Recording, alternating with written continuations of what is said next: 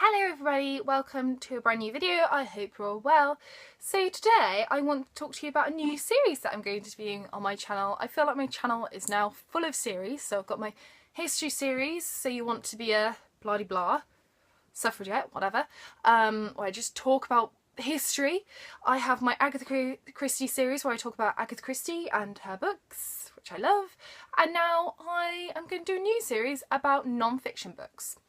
So for a while I have been feeling slightly dubious about putting my non-fiction books in my monthly wrap-ups, and I've been wanting to kind of change that. So that's what I'm going to be doing from now on. Instead of having my non-fiction books feature in my monthly wrap-up, I'm actually just going to have separate videos for them, because I feel like I need a bit extra time to just talk about non-fiction books a bit more.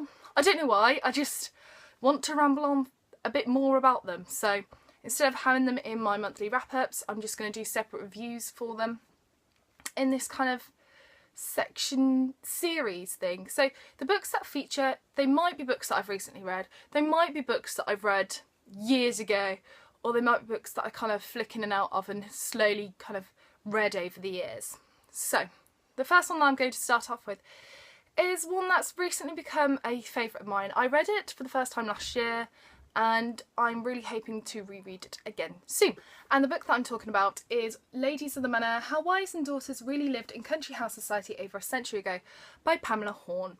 And it is beautiful in this mint green colour with this lovely Edwardian ladies. So I purchased this book when me and my friend went to Cheltenham Literature Festival, and we went to Cheltenham's Waterstones. It's a 3-story Waterstones and there's a cafe inside, and I think we spent about 2.5 hours in there, no joke.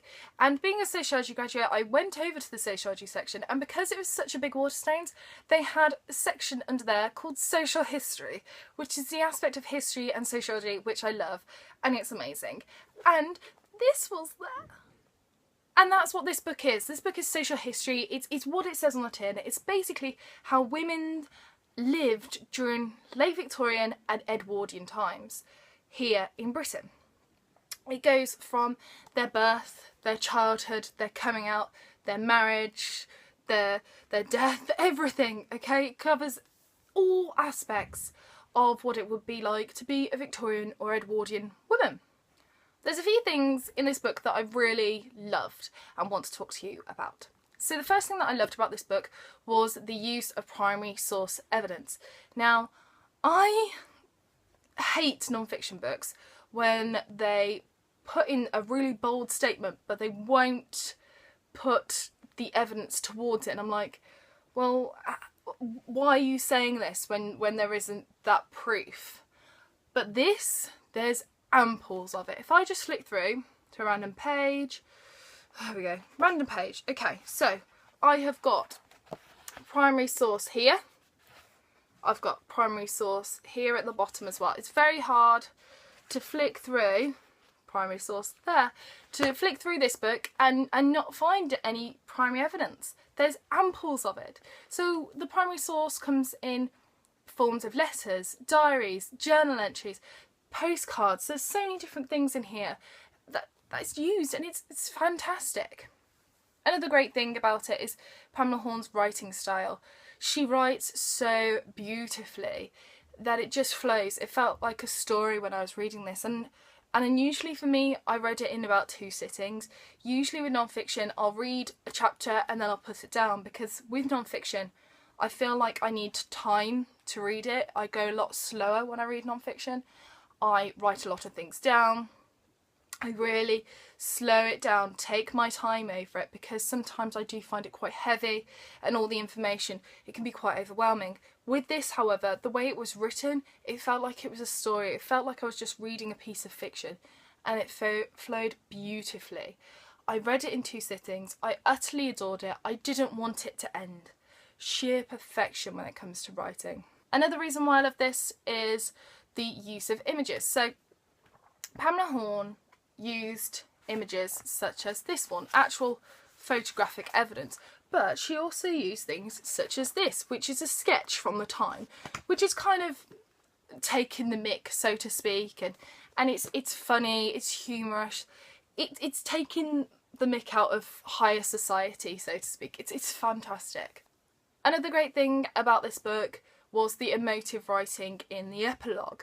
I came out of this book reading the epilogue and then I was like, oh, I'm all welled up. That's honestly what I was like.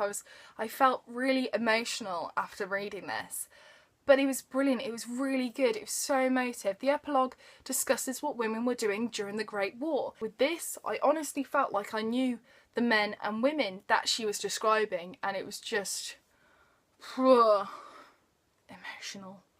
I think you'll really like this book if you like things such as Downton Abbey, or you like social history, or you just want to learn about Victoriana and Edwardian period in general. Then you'll love it. Just as much as I did. So if you can't guess, I did give it 5 out of 5 stars. I am going to be checking out more work by Pamela in the future, and also more work by Amber Lee, which is the publishers of this book, because I went onto their website and they publish loads of history books, so I'm going to check out loads of their stuff as well. So I can't recommend this highly enough. I truly adore it. It's just something that I'm so passionate about, and just it's brilliant. I remember I came away from this book and my favourite chapter, which was about coming out and about marriage and the marriage market, so to speak, and almost like a rat race to get married. I remember I finished this book and then all I went and did was I went and researched books about the coming out and the London season and things like that, because I just loved this so much. This just made me so passionate about something else. You know, it constantly feeds my history need, my massive history geek that I have inside me. It's just constantly feeding that. It was brilliant. I can't recommend it highly enough. So I hope you enjoyed this video. I hope you're going to enjoy this series. I will leave a link for the book that I just showed you down in the description box below, with my Twitter and Goodreads, so you can go and follow me or add me as a friend. I hope you enjoyed this. Let me know what you thought in the comment section down below, and I shall see you soon for the next video. Bye!